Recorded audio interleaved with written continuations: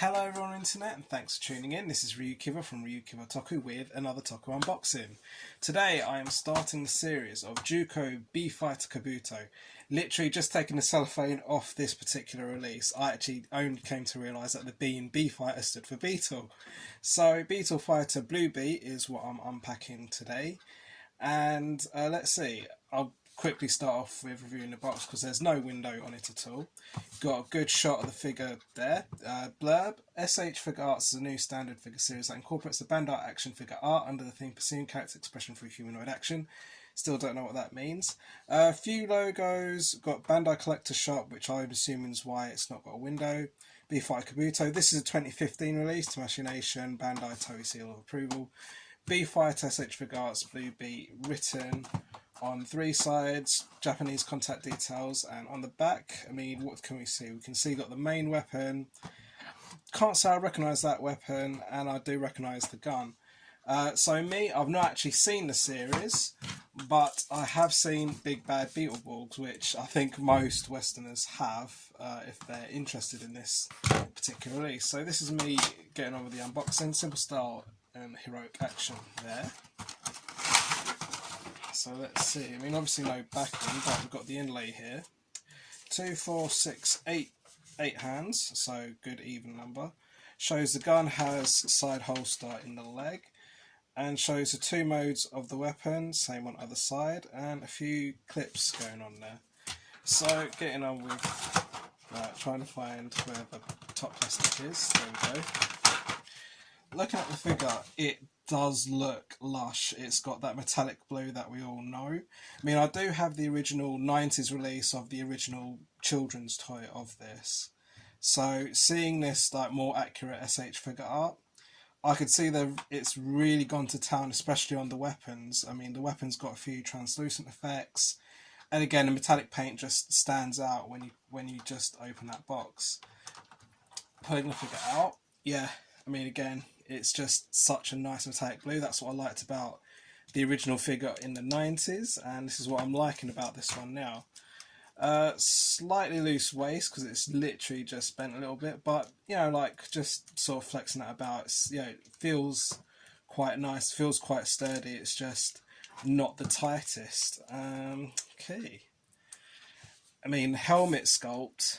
I mean, again, it's so lush. I mean, that's quite a loose neck to be fair, but I'm feeling that the elbows are quite rugged, knees and legs fairly rugged, somewhat soft. But yeah, I mean, it's got these big like Beetle style shoulder pads. I mean, kind of goes with the series really. I mean, that's quite a soft feeling figure, but it feels, you know, it feels lush, it feels fine. Let's have a look at the back. I mean, those toes are stiff as anything. I mean, they're quite square feet as well. Let's have a look. I mean, standing him up, I mean, those thighs really aren't the most flexible, but I mean, considering he's got limited flexibility, his posing abilities not too bad, I guess.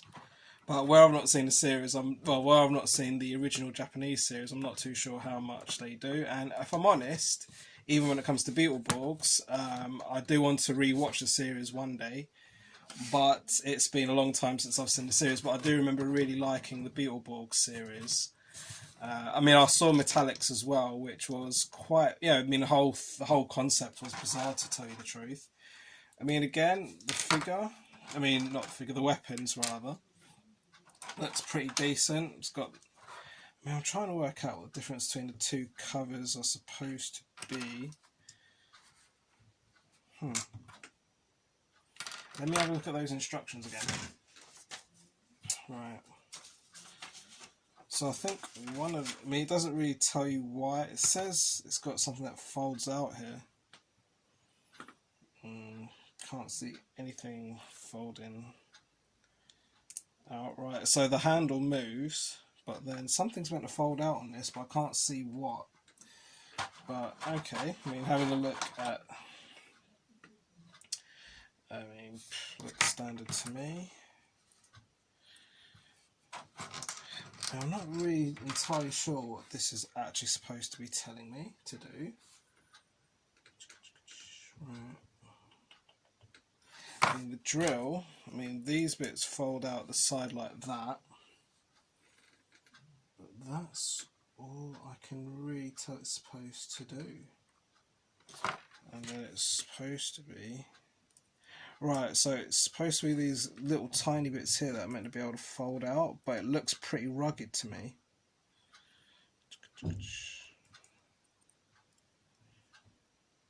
I mean, that feels like it's going to snap, so... Oh, right, it's these little bits that clip onto there, right. It took me a while to work that one out. I mean, again, the difference between two plastic bits, one's got a slot at the front, one's got a slot at the back. Doesn't really tell you what it means quite.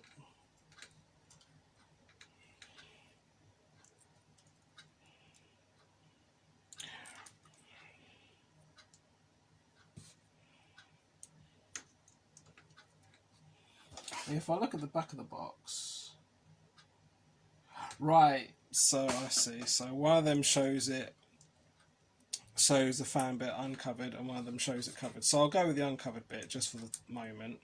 But let's have a look at the switching of the hands. I mean, those are really solid hands and easy off.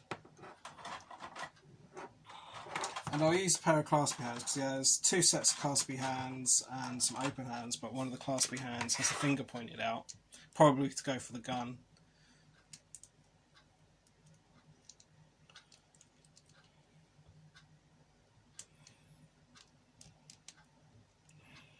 It's not the easiest hand to put on.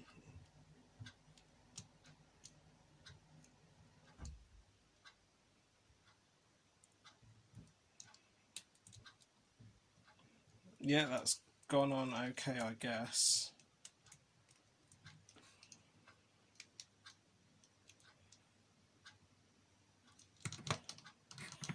So I'll put the gun in that hand actually. I mean, those hands are really tight actually. I just about fit the gun in that hand.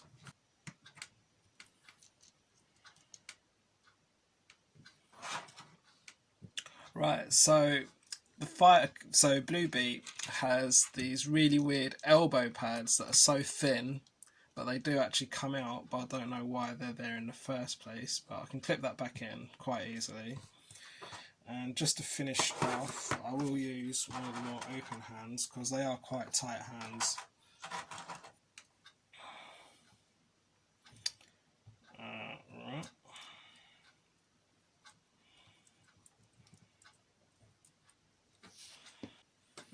So the claspy hands, the ones with the finger out, aren't actually claspy hands at all.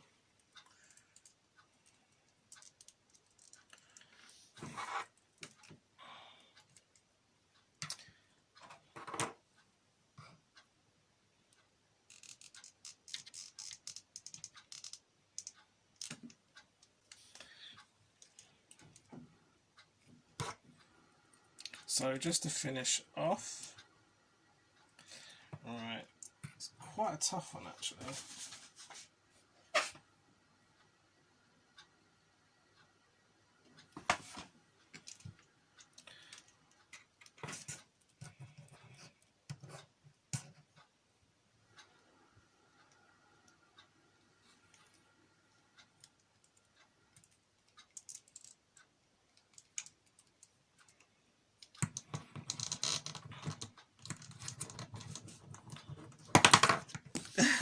Right. Quick look. First.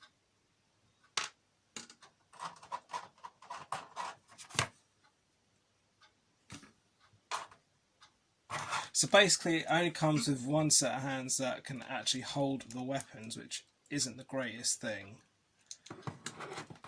And then even the hands are quite loose. Right, well, one hand's really tight and one hand's quite loose. So let me try and quickly switch it up.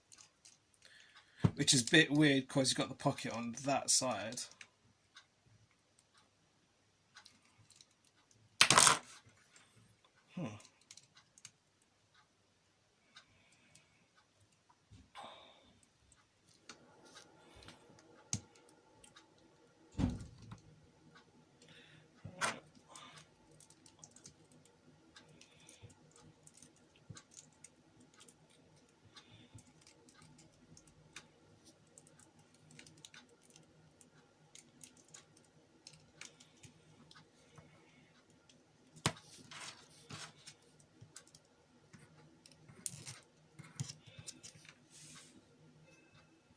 So it is very much, you can only use, I've just had a look at the box, which, because it's quite hard to figure out. But basically you've got one hand that can hold both weapons, and the other 5 hands can't. Well, the other, I can't count, but the other hands can't. So basically it's this one hand, because it's taken me long enough to work it out, that he can only basically hold weapons with one right hand. And again, I can tell that now just looking at it.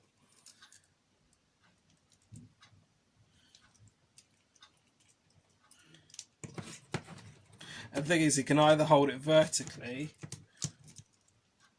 or horizontally like that, and even then it takes time to balance it because there's no way of it to clip. So just to finish off, I'll actually use one of the open hands to pose with.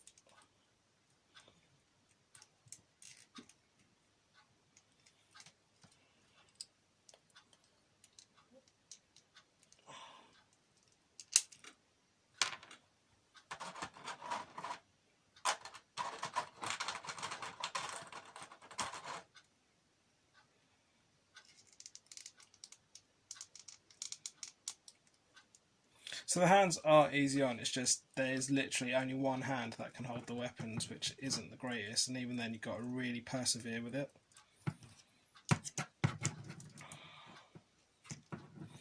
So a little bit of a Kamen Rider pose there.